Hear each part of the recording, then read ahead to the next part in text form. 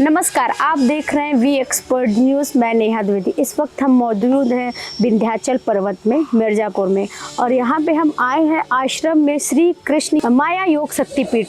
यहाँ के आश्रम की विशेषता और महत्वता को जानेंगे। और आपको बता दें कि माँ अष्टभुजी भुजी जो है वो यशोदा की पुत्री हैं। कंस को वरदान मिला था कि उन्हें देवकी के 8वें पुत्र द्वारा वध होगा या मारा जाएगा। उसी के बदले यशोदा की पुत्री को कारागार में रखकर और श्री कृष्ण को यशोदा के पास पहुंचा दिया गया था वासुदेव जी के द्वारा। जब कंस ने माता अष्टभुजी को मारने की कोशिश की तो वो अदृश्य हो गई और उनको कहा कि तेरा वध करने वाला तो पैदा हो गया है और मैं वो नहीं हूँ, और अचानक से अदृश्य हुई। वही अष्टभुजी माता। इनकी महत्वता ये है कि इनके 8 भुजाएं हैं, मतलब 8 हाथ हैं, इसी से इनका नाम अष्टभुजी माता पड़ा है। आइए हम और आपको चीज़ें बताएंगे यहाँ के जो आश्रम है उसके विषय में। जैसा कि आपको पता है कि नवरात्रि का समय है और नवरात्रि के 9 दिन यहाँ देवी माँ विंध्यवासिनी के यहाँ बहुत भीड़ होती है। उसी तरह अष्टभुजी माता के यहाँ भी बहुत भीड़ होती है। और यहाँ पे जहाँ पे हम आश्रम में आए हैं श्री कृष्ण मायापुरी आश्रम में, वहाँ में अनुष्ठान चल रहा है। आप देख सकते हैं कि यहाँ पंडित जी लोग पूजा कर रहे हैं और ये पूरा 9 दिनों का अनुष्ठान है। आपको बता दें कि ये आश्रम का गौशाला है। यहाँ पे गीर गाय और सहवाग जो गाय की प्रजातियाँ होती हैं, यहाँ 2-3 किस्म की गाय हैं। यहाँ पे 100 से के लगभग यहाँ पे गाय हैं जिनकी देख रेख, सुरक्षा, खान पीन सबका व्यवस्था आश्रम की तरफ से होता है। और उनको हर तरह की सुविधा जो एक गौ माता को दी जाती है, खाने पीने और उनकी सुरक्षा से लेके हर चीज़ यहाँ आश्रम की तरफ से महाराज जी की तरफ से यहाँ मिलती है उन्हें। देख सकते हैं कि आश्रम में एक दुर्लभ प्रजाति की गाय है। ये छोटी सी बछिया है, देखने में तो बछिया है लेकिन ये गिरी गाय से बोलते हैं। आपको बता दें कि जो योग माया का मंदिर है, गर्भगृह के पीछे भगवान शिव भी विराजमान है। और आपको बता दें कि गुरु जी को ध्यान आया था कि यहीं पे गर्भगृह बनना चाहिए और यहीं पे भगवान भोलेनाथ की स्थापना है। अभी यहाँ पे पत्थर के भोलेनाथ हैं। इसके मंदिर का निर्माण हो रहा है। जब ये पूरी तरह से कंप्लीट हो जाएगा तब दर्शनार्थियों के लिए दर्शन प्राप्त होगा। आप देख सकते हैं कि यहाँ पे जो मंदिर बन रहा है इसके नीचे गर्भगृह है योग माया का, और यहाँ पे इंद्र भगवान स्थापित किए जाएंगे। और बाकी की जो जानकारी होगी वो हम यहाँ के स्वामी जी से जानेंगे कि इस मंदिर की विशेषता क्या है। हमारे साथ जुड़ चुके हैं ज्ञानानंद सरस्वती महाराज जी, और इनसे हम जानेंगे श्री कृष्ण योग शक्तिपीठ के विषय में और बताएंगे इनसे इनकी जो मंदिर आप पीछे देख सकते हैं मंदिर बन रहा है, इसकी विशेषता और योग माया क्या है इसके विषय में। गुरुजी, आपका बहुत बहुत स्वागत है हमारे चैनल पे। गुरुजी, हम जानना चाहेंगे कि वृंदावन में आप थे और यहाँ इस शक्तिपीठ में आने का आपका उद्देश्य और किस तरह आप यहाँ पे आए। आपकी बहुत लोक प्रासंगिक जिज्ञासा है जो भारतीय तीर्थ धाम के और ऋषि मेधा के प्रसंग को ध्वनित करता है। हजारों हजार वर्ष से ये विश्व ब्रह्मांड का अधिष्ठात्र केंद्र पराम्बा का शक्तिपीठ स्थल रहा है।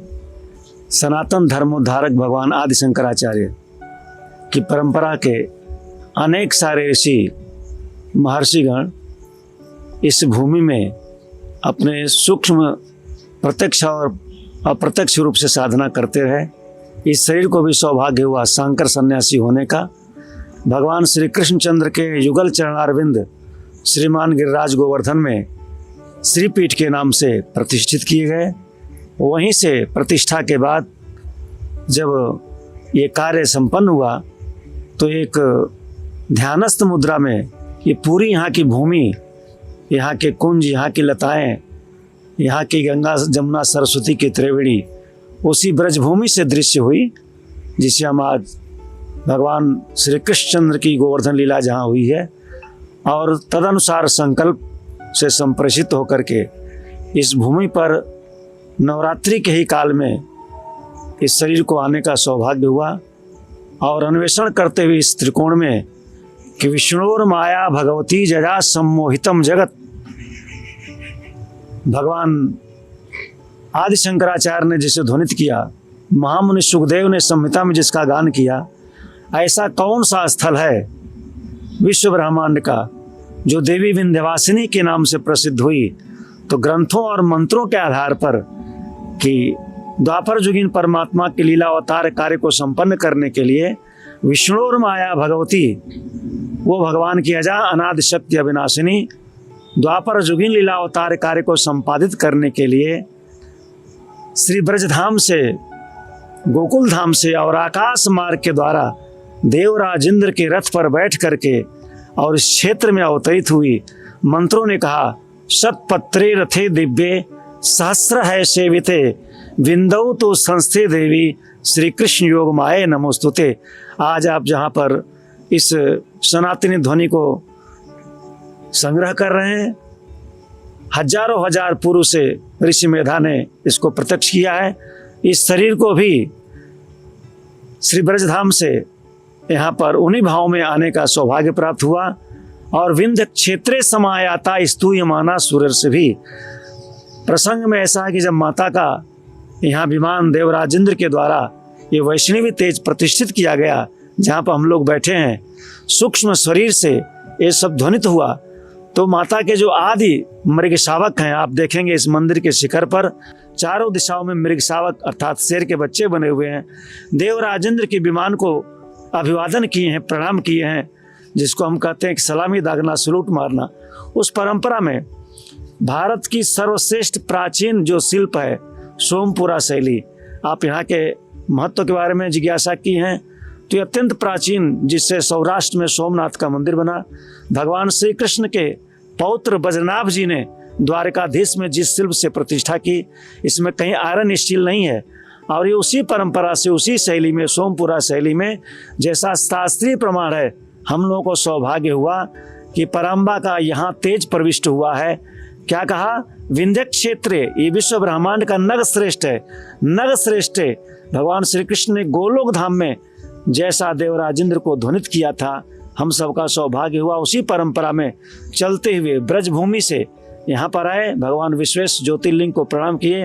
पीछे ये कंटका किरण मार्ग, शिलाओं का खंड, जहाँ समाधि लगा करके इस स्थल को जो पूर्व में ब्रजधाम से ध्वनित हुआ था, आप देखेंगे तो शिव जी का गंगा के सन्मुख त्रिकोण में आकृष्ट करता हुआ ये त्रिवेणी का प्रथम पाद है, जहाँ त्रिकोण में आकृष्ट है विजय मोक्ष लक्ष्मी, और वहीं से इसकी परिकल्पना हुई।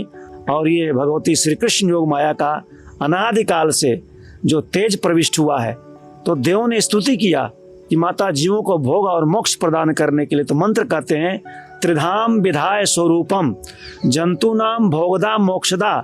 जो विंध्यवासिनी, आप जानते होंगे विंध्य में निवास करने वाली देवी, इनका क्या लीला प्रसंग है, द्वापर से कैसा प्रसंग है, प्रत्येक अवतार कार्य में लीला संपादन कैसे करती हैं। भगवान के जितने सनातन धर्म में अवतार हुए हैं, भगवान आदि शंकराचार्य ने लिखा, करांगुली नखोत्पन्न नारायण दशाकृति। ये माता के अंगुलियों के 10 नख से नारायण की 10 आकृति प्रकट हुई हैं। परम्बा अनेक शक्ति पीठे हैं, किसी न किसी अंग से प्रतिष्ठित हैं, लेकिन इस विश्व ब्रह्मांड का केंद्र त्रिकोण में महाकाली, महालक्ष्मी, महासरस्वती, त्रिधाम विधाय स्वरूपम जो विंध्यवासिनी है, भगवती कृष्ण योग माया का ऋषियों के प्रार्थना पर ऐम प्राधान्य, ह्रीम प्राधान्य, क्लीम प्राधान्य जो त्रिकोण बोलते हैं, ये विश्व ब्रह्मांड का भौमिक यंत्रराज केंद्र है, ये साधारण नहीं है। तो भगवती कृष्ण योग माया ने ऋषियों के प्रार्थना पर विंध्यवासिनी स्वरूप से यहाँ 3 स्वरूप बनाया। ह्रीम प्राधान्य महालक्ष्मी जो हम विंध्यवासिनी नीचे दर्शन करते हैं, क्लीम प्राधान्य महाकाली जो काली खो है, और ऐम प्राधान्य महासरस्वती। और देखेंगे तो मूर्धा का यह स्थान है जहाँ पर भगवती कृष्ण योग माया का तेज प्रविष्ट है। हम लोगों का सौभाग्य है कि 2500 वर्ष पूर्व सनातन धर्मोद्धारक भगवान आदि जगत गुरु शंकराचार्य ने जहाँ ध्यानस्थ होकर के उन्हीं की ऋषि परंपरा में जैसा प्रकाश किया, हमको आपको सौभाग्य हुआ है। हजारों हजार वर्ष बीतने के बाद वर्तमान में ब्रजभूमि के संदर्भ को, इस प्राचीन शिल्प से भारतीय संस्कृति और मेधा ऋषियों के विषय को आत्मसात करते हुए इस भारत राष्ट्र के तीर्थ और इस पर्व की परंपरा को और अवतार की कर्णिका को हम इसमें प्रतिष्ठित करने का सौभाग्य प्राप्त कर रहे हैं। योग माया, लोगों को जानकारी कम है गुरुजी, योग माया है क्या? हाँ, पहले ही मंत्र में बताया, इनको कहा गया जो भगवान के हर लीला अवतार कार्य संपन्न करने का लीला विधान करती हैं। जैसे द्वापर युगन की लीला पर हम विचार करेंगे तो माता देवकी के कुक्ष में 7वां गर्भ पल रहा है। भगवान ने कहा कि वासुदेव कला अनंतः सहस्र वदन स्वराट, लेकिन वो माता के गर्भ से प्रसव नहीं होना है, वो प्रसव किसी और माता के गर्भ से होना है। तो योग माया ऐसा योग विधान करें, लीला विधान करें कि जिस काल का जो अवतार सुनिश्चित हुआ है उसका विधान करें। तो अजा अनादि शक्ति अविनाशिनी है भगवती पराम्बा ने कंस के उस कारागार से माता देवकी के 7वें गर्भ का आकर्षण करके भगवती रोहिणी के कुक्ष में प्रवेश कराया। आज मेडिकल साइंस के लिए बहुत ही आश्चर्य कार्य है कि एक माता के गर्भ में शिशु पले और दूसरे माता के गर्भ से कुक्षी से उसका प्रसव हो।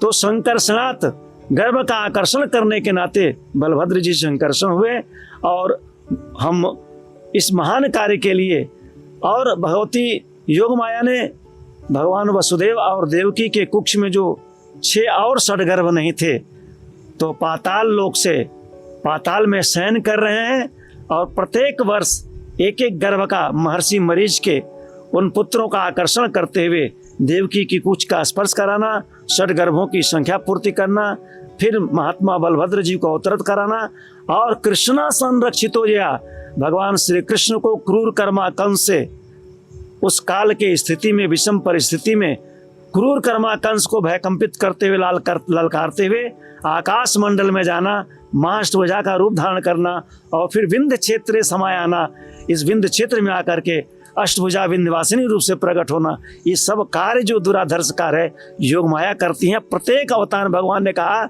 अविनाशी होते हुए, संपूर्ण प्राणियों का ईश्वर होते हुए भी अजो अपिसन्न भूत आत्मा प्राणी नाम देहमाश्रिता, इस सब का प्रकृतिम स्वाम अधिष्ठाय संभवामि आत्म माया, अर्थात सनातन धर्म का परमात्मा जो भी लीला अवतार प्रत्येक युग में करता है उसको ये अवसर प्रदान करने का, तत्त विधान करने का काम ये योग माया ही करती हैं। ये भगवान की अजा अनादि शक्ति हैं, ब्रह्मांड की अधिष्ठात्री हैं और ये नाम रूपात्मक जगत संसार की जो चेतना है का यत सत्वाद मृषे भात, ये संपूर्ण नाम रूपात्मक जगत जो आज सत्य भाषित हो रहा है ये इसी योग माया की देन है। गुरुजी, जो मंदिर बन रहा है ये क्या जो अभी आपने बताया इंद्रदेव के रथ पर आधारित है? ये मंदिर आकाश मंडल से, जैसा शास्त्रों में वर्णन है कि सतपत्रे रथे दिव्य, आप देखते होंगे इस पर रथ के चक्र बने हुए हैं जी। माता का प्रसूति गृह नीचे बन रहा है जी।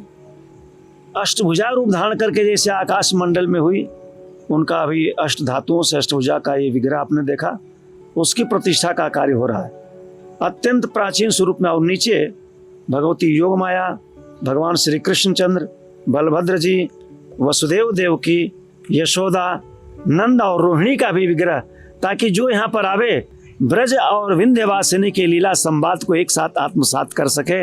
और ये प्रयास भारतीय आस्था की समृद्धता से वर्तमान में आज कई वर्षों से चल रहा है। कितने वर्ष हो गए गुरुजी? ये 2014 में विजयादशमी के दिन हम सभी ने इसका भूमि पूजन किया। प्रसंगवश महाकाल अवंतिका में और नासिक के उज्जैन में कुछ काल क्षय हुआ, तब से अनवरत, क्योंकि मंत्रों के आधार पर है तो मंत्र जैसे जैसे कहते हैं, जैसे आपने देखा इसमें श्री यंत्र के हिसाब से भूपुर कर्णिका बनी हुई है, शेष आवृत्ति है और गाय माने मधुव्रती सबसे नीचे स्वाधिष्ठान चक्र में युगल स्वरूप में मधु हैं, मयूर पिक्ष ध्वजनी हैं तो मयूर पिक्ष बन रहे हैं और इस चंद्र सूर्य पताकनी है। द्वारकाधीश में जाएंगे, सोमनाथ में जाएंगे, ध्वजा पर आप देखेंगे सूर्य और चंद्रमा का, उस सूर्य चंद्रमा का जो पताका है वो कृष्ण योग माया का प्रतिबिंब है। अनेक मंत्रों के आधार पर जैसा लीला प्रसंग है उसके अनुसार एक प्रयास हो रहा है। भारतीय आस्था और ऋषियों की प्रेरणा से अत्यंत ही प्रासंगिक ब्रजभूमि और विंध्य क्षेत्र के इस महान अनादिकाल के ऐतिहासिक क्षितिज को ध्वनित करता हुआ यह स्थान आने वाली पीढ़ियों को अपनी समृद्धता से लाभान्वित कर सकेगा, ऐसा मेरा पूर्ण विश्वास है।